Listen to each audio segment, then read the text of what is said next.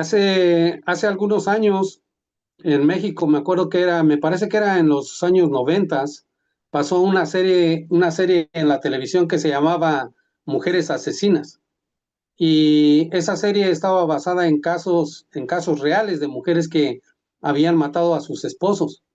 Los habían matado porque sus esposos las maltrataban, las hacían de menos, las humillaban, las trataban de lo mal y estas mujeres ya se habían cansado de cómo las estaban tratando, así que ellas planearon cómo matar a sus esposos. Unas los apuñalearon, otras los mataron a golpes, así.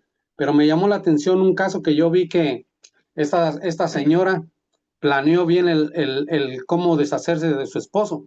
Y en México hay un veneno para ratas que se llama cianuro. No sé si ustedes también lo utilicen en sus países. El cianuro es algo que destruye por dentro a los animales y los mata rápido. Así que la señora decidió que cada, cada comida que le diera, ella le iba a poner un poquito de ese veneno. Y el señor no se sentía mal porque le echaba una cantidad pequeñita y poquito a poquito el señor se empezó a sentir un poquito mal, un poquito mal, un poquito mal. Y con el tiempo ese señor murió y nadie sospechó de que la señora había sido la asesina, que lo había asesinado. ¿Por qué? Porque la forma en que ella utilizó, la forma de deshacerse de su esposo fue a través de un veneno que nada más le echaba poquito. No tenía que echarle una gran cantidad porque le echaba una gran cantidad, iban a sospechar rápidamente que fue envenenado y iban a investigar que ella lo había envenenado. Así que poquito a poquito. Pero más adelante, cuando él murió, pues ya después de tantos años, ella sabía que lo había matado, pero él bajó también ¿cómo se dice? Ella sintió menos el poder de él sobre ella, porque ya lo hacía sentir más mal y más mal ese veneno. Así que finalmente ese señor murió y pues nadie sospechó de ella, pero me parece que cuando lo hicieron la autopsia, cuando lo pidieron que le hiciera la autopsia, se dieron cuenta de que había habido poquitas cantidades de veneno, pero en ese cuerpo, pero eventualmente fue destruyendo sus intestinos y finalmente así lo mataron. Entonces investigaron y encontraron que había sido la señora. Finalmente ella testificó por qué lo había hecho. Ese hombre la había maltratado, abusado bastante tiempo, que ella decidió hacer eso y pues estaba en la cárcel, pero de esa manera se deshizo de su esposo, ¿verdad? A lo que quiero ir con este ejemplo es que pequeñas porciones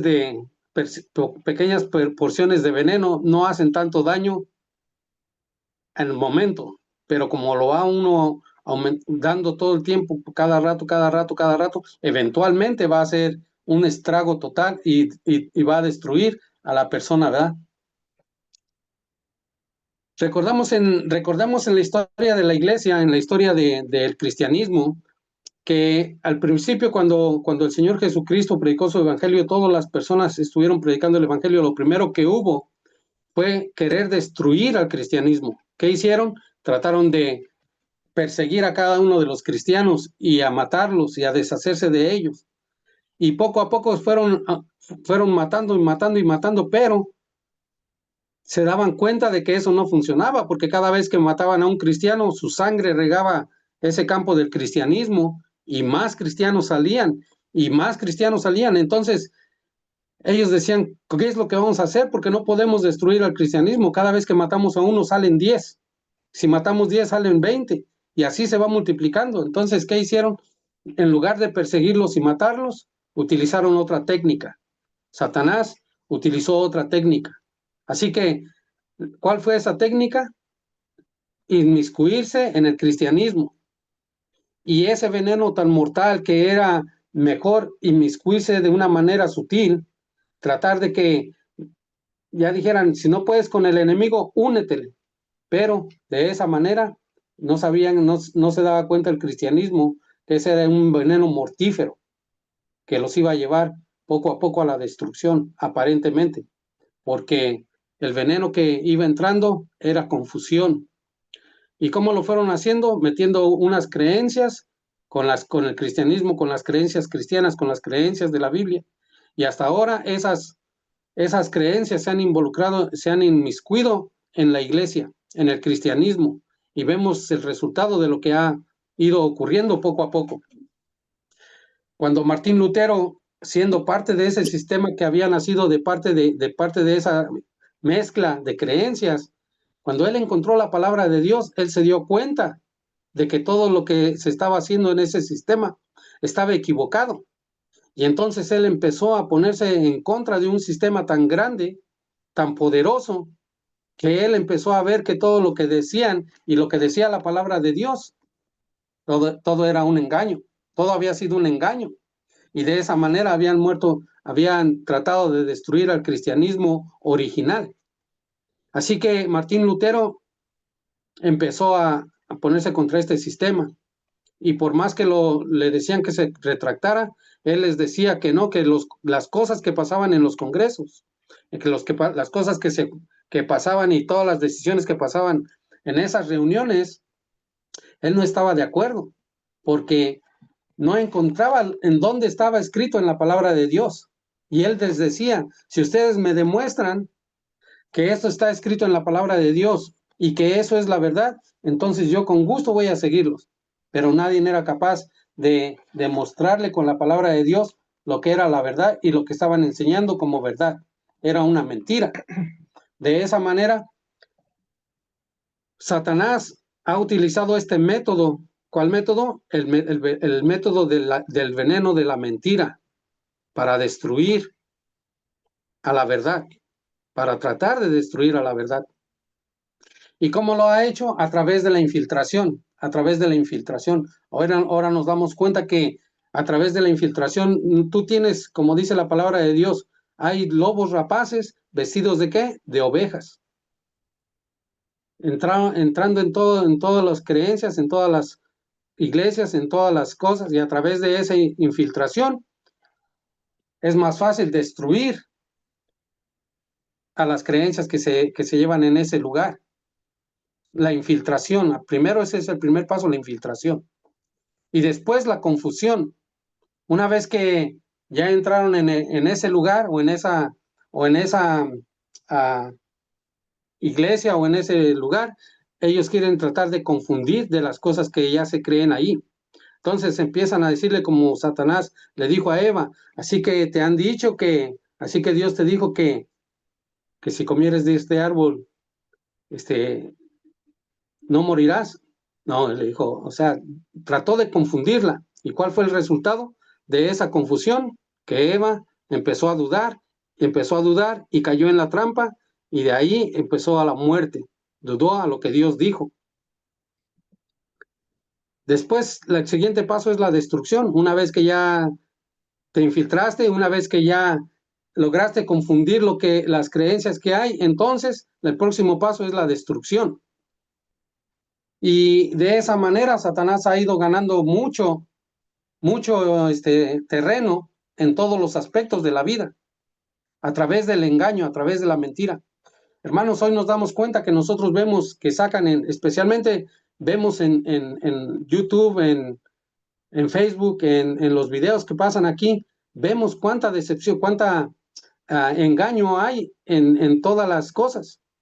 Hoy podemos ver cosas en el cielo, pero no sabemos si son reales. Parecen reales porque nosotros las podemos ver de lejos. Hay muchas cosas que están pasando en el cielo, que están pasando en el mundo, pero no todos son reales.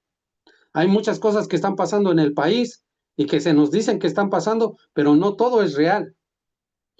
¿Cómo podemos distinguir la verdad del engaño? Es bien difícil en estos días. ¿Por qué? Porque Satanás sabe que tiene poco tiempo y una de las cosas que tiene que hacer es engañar. No solamente dice Apocalipsis que fue a engañar a los reyes de la tierra, los fue y los fue a engañar, les ha dicho, y ahora vemos que muchos de los países están involucrados en las cosas que nosotros bien sabemos que Satanás los ha engañado.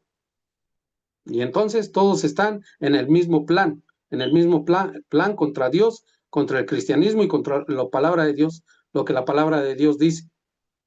Hoy nosotros podemos ver que hay muchas mujeres que son hombres y muchos hombres que son mujeres. Hoy podemos ver que a través de máscaras nosotros pensamos que es una persona, pero es otra persona. Entonces el engaño ha ido creciendo, ha ido creciendo, ha ido creciendo, de tal manera que es tan difícil saber cuál es la diferencia entre la verdad y el engaño.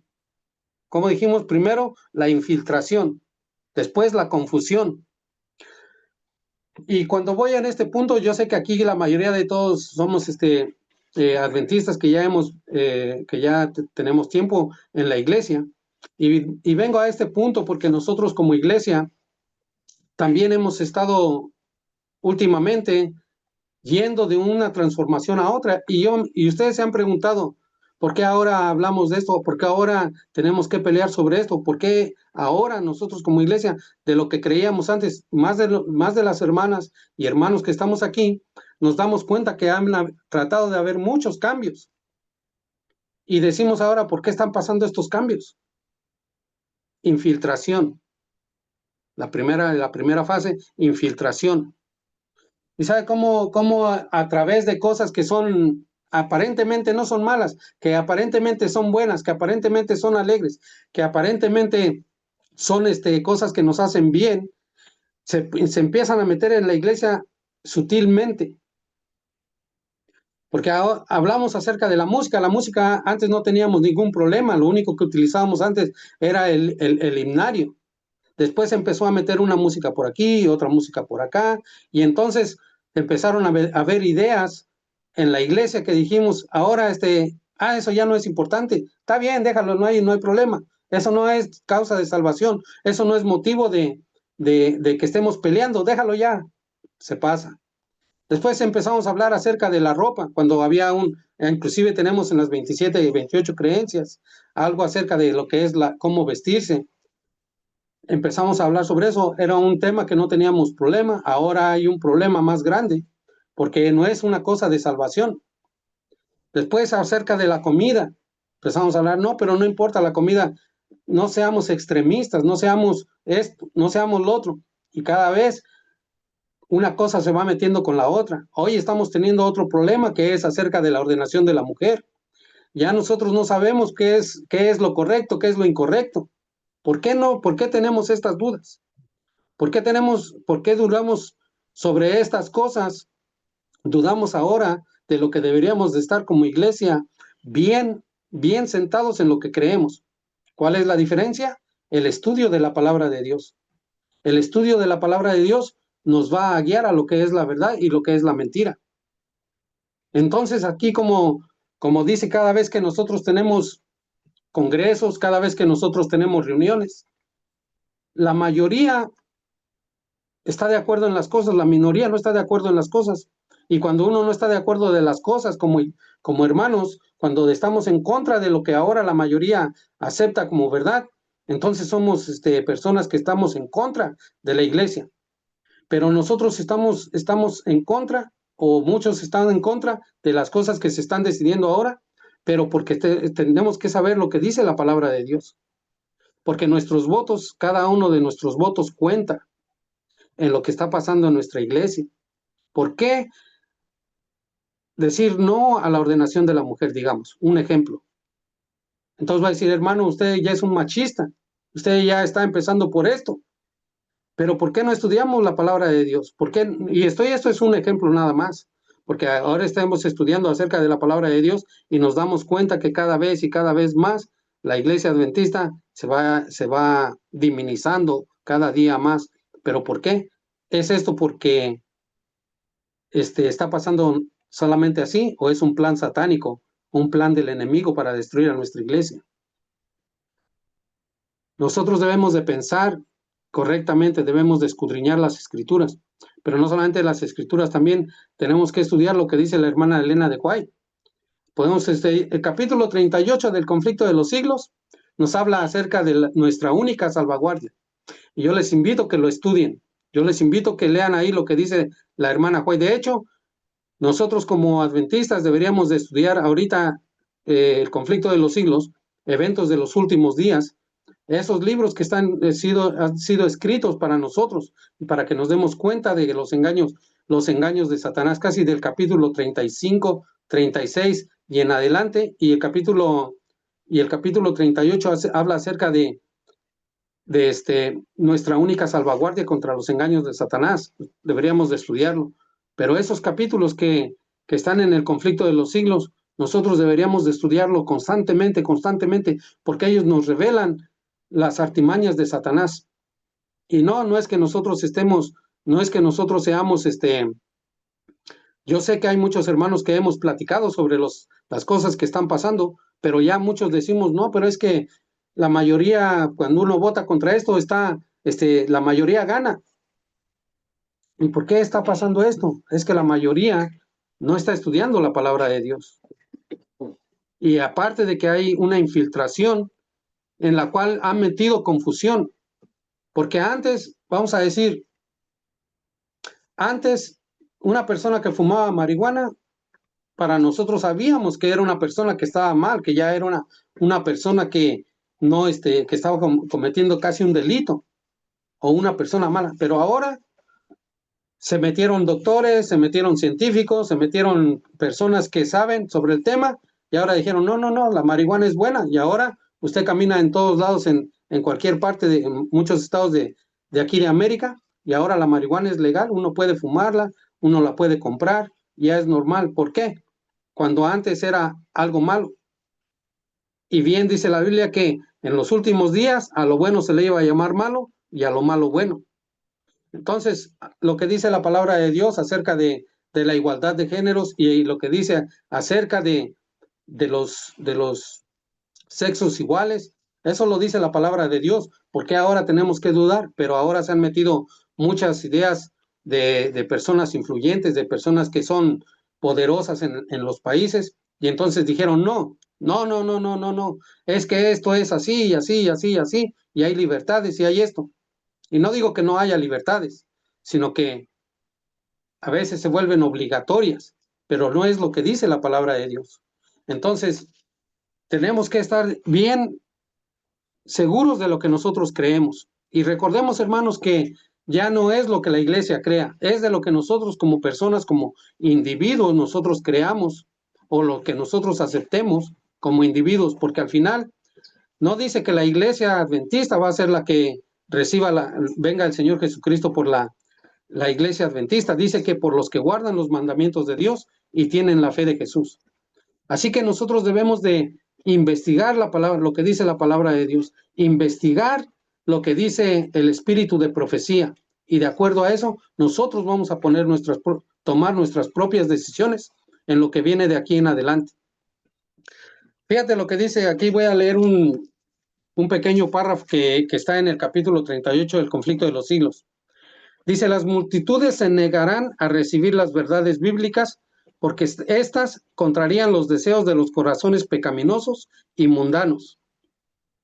Entonces, ahora le estaba diciendo yo aquí a don Fidel que ahora cuando hacemos una campaña, la mayoría de la gente que invitamos están esperando que al llegar a la iglesia la gente esté danzando, la gente esté cantando, la gente esté aplaudiendo, y cuando no lo encuentran la gente no se decepciona y ya no quieren venir más a la iglesia. ¿Por qué? Porque no era lo que esperaban, porque ahora muchas cosas están pasando en muchas iglesias que ya no es un culto de adoración a Dios, sino una fiesta. Entonces, es lo que la gente no quiere aceptar. ¿Por qué? Porque lo que la gente quiere aceptar es buscar cosas que le agraden a su propia persona, cosas que le agraden. El evangelio ya no es lo que era antes. Ahora el evangelio es parte de una fiesta, de un carnaval o de algo que nosotros debemos disfrutar. Pero no era así hace algunos años y nosotros lo vemos. Entonces, ahora la iglesia está muy dividida en estos conceptos. ¿Y por qué? ¿Por qué? ¿Y qué es lo que está pasando?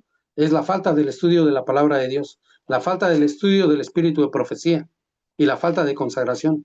Me da mucho gusto porque aquí podemos estudiar orar todas las noches y orar y pedir los unos por los otros. Sigue diciendo aquí el párrafo. Y Satanás les proporciona los engaños en que se complacen. ¿Quién presenta los engaños? La música. La música es un engaño en la cual nosotros nos podemos complacer. La música que Dios dice que nosotros debemos utilizar un cierto tipo de música y el espíritu de profecía dice cuál es el tipo de música que debemos de utilizar. Hoy más y más nos damos cuenta que a veces, tristemente, en nuestros campamentos o en nuestros camporís se ve un tipo de adoración bien diferente de lo que era cuando nosotros éramos niños o cuando nosotros éramos conquistadores. ¿Y por qué las cosas han cambiado? Infiltración con un solo propósito, la destrucción de lo que nosotros creemos como iglesia.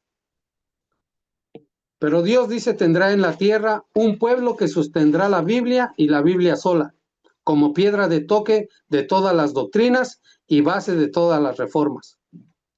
Dios va a tener un pueblo, hermanos, ya sea que nosotros seamos parte de ese pueblo o no, pero realmente no me preocupa tanto por lo que nosotros creemos, porque la mayoría de lo que nosotros como adultos lo aceptamos, pero la generación que viene, las generaciones que vienen, me preocupa eso porque la Biblia dice que a veces la generación no sabía, dice en un versículo, dice que ya no sabían distinguir entre lo bueno y lo malo. Entonces, me preocupa porque la generación que está viniendo, ya casi la mayoría no estudia la palabra de Dios. Y dice la palabra de Dios que Dios mantendrá un pueblo que ponga solamente la Biblia y la Biblia sola como piedra de toque de todas las doctrinas. Así que si, hermano, nosotros estamos dudando en que si se debe hacer algo o pasar algo o aceptar algo en la iglesia de nuestras doctrinas, aquí el Espíritu de Profecía que debemos de probarlo por medio de la Biblia. Todas las doctrinas que nosotros aceptemos, debemos de aceptarlos convencidos de lo que dice la palabra de Dios. Y el Señor Jesucristo nos va a revelar lo que es correcto y lo que es incorrecto. Dice aquí, sigue diciendo, ni las opiniones de los sabios, ni las deducciones de la ciencia, ni los credos o decisiones de concilios tan numerosos y discordantes como lo son los de las iglesias que los representan, ni la voz de las mayorías, nada de esto, ni en parte ni en conjunto, debe de ser considerado como evidencia en favor o en contra de cualquier punto de fe religiosa.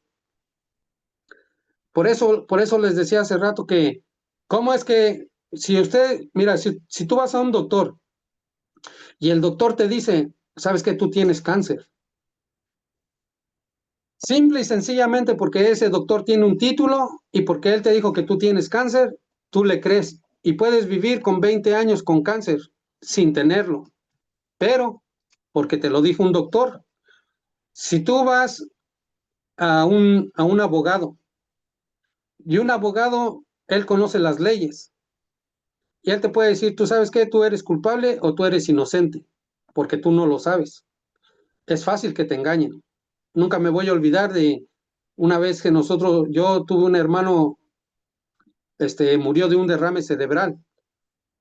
No murió instantáneamente, le empezó a dar un dolor de cabeza y lo llevamos al IMSS, en México se llama el IMSS, pero lo llevamos con el nombre de mi otro hermano para que lo atendieran porque no teníamos otra solución, nosotros éramos muy pobres y no teníamos seguro, no teníamos manera de llevarlo al doctor, esa era la única opción que nosotros teníamos para ver si podían atender a mi hermano. Pasaron 28 días y después de los 28 días mi hermano murió, ya solamente lo tenían con las máquinas para que sobreviviera, su corazón estuviera latiendo, pero ya su cerebro estaba muerto, no tenía caso de mantenerlo vivo, podía estar así con esas máquinas por 20 años o 30 años.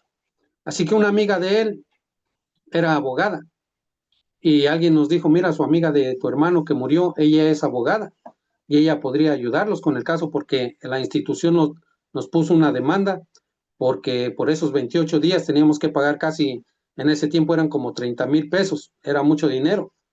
Entonces, nosotros empezamos a hablar con ella, investigamos, metimos cartas al instituto, al IMSS, al Seguro Social.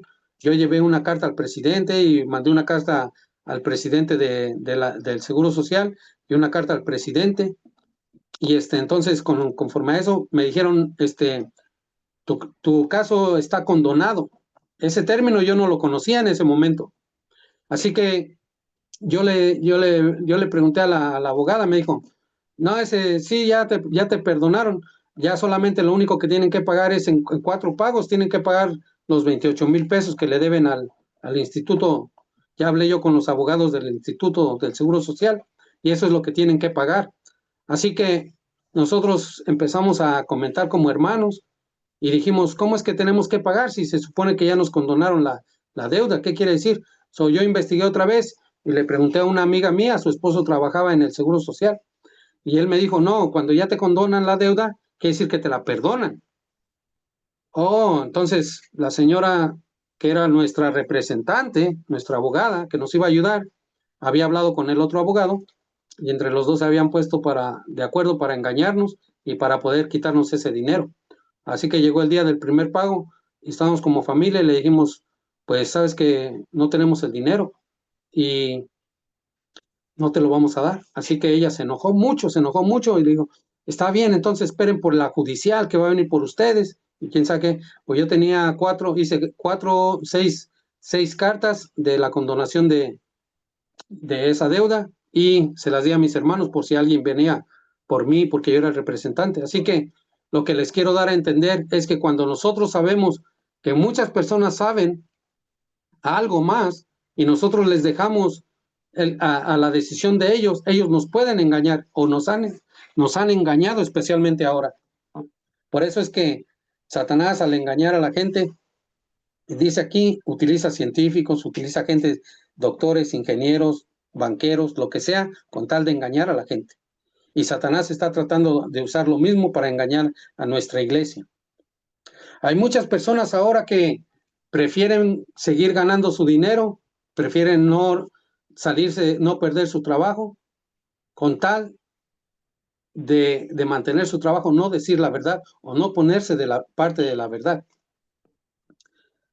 Dice aquí, antes de aceptar cualquier doctrina o precepto, debemos cerciorarnos de si los autoriza un categórico, así dice Jehová. Así que hermanos, el tema de esta noche era titulado Ponte de parte de la verdad. Y yo les digo a cada uno de nosotros, o me digo también a mí mismo, ¿cuándo me voy a poner de parte de la verdad? Porque a veces ponernos de parte de la verdad nos va a costar muchas consecuencias. Puede ser que ya nos estén diciendo que somos extremistas, puede ser que nos estén diciendo que ya nosotros somos muy farisaicos, pero la palabra de Dios nos dice lo que es la verdad. Santifícalos en tu verdad, tu palabra es la verdad. O fanáticos nos van a llamar también. Así que hermanos, en cada doctrina que nosotros tengamos, claro que siempre nosotros tenemos juntas directivas, nosotros tenemos congresos que se hacen y en esos congresos a veces se deciden cosas de las cuales no estamos de acuerdo. Entonces, yo les pregunto, o nos preguntamos, ¿nos vamos a poner nosotros de parte de la verdad? Es mi deseo y mi oración, hermanos, como iglesia y como hermanos, que nosotros investiguemos acerca de todas las cosas que cuando vienen a debatir en la iglesia, sepamos concretamente y estemos seguros de lo que vamos a votar. Antes de que haya una junta de iglesia, antes las juntas de iglesias, yo me acuerdo cuando apenas empecé a entrar en la iglesia, yo me acuerdo que las juntas de iglesia para escoger personas para la iglesia y para tomar decisiones tardaban casi 2, 3 semanas y ahora tardan por lo mucho 2 o 3 días y se ponen se ponen en oración y a veces tomamos votos o se deciden por personas así nada más porque necesitamos cubrir tanto los lugares como las cosas, pero nosotros debemos de investigar, hermanos, cuando las decisiones que se hagan de la iglesia de ahora en adelante. ¿Por qué? Es que tenemos una lucha y una lucha que a veces nosotros somos engañados. Hay personas que están en la iglesia, pero no son de la iglesia. Hay personas que están infiltradas y que se meten en las congregaciones y se meten para poder confundirnos. Y si no, nosotros no estamos bien firmes en lo que dice la palabra de Dios, nos van a vencer rápido. ¿Y por qué siempre gana la mayoría? No porque sepan más, es porque no estudian la palabra de Dios. Así que, como persona y como individuos, debemos de estudiar la palabra de Dios, hermanos, y tomar decisiones que al final nos van a servir a nosotros, porque el mundo está tratando de meter a la fuerza en nuestra mente y en nuestra iglesia algo de lo que nosotros no estamos de acuerdo. Espero que el Espíritu Santo nos guíe a cada uno de nosotros. Espero que el Espíritu Santo nos ayude a tomar decisiones correctas y en las juntas directivas tratemos de poner y hacer notar que aunque la mayoría esté de acuerdo, nosotros nos pongamos de parte de la verdad. No porque la mayoría gane, quiere decir que usted tiene que aceptar eso. Así que Dios les bendiga, pasen una feliz noche y gracias, hermana, por darme la oportunidad de presentar este tema. Amén.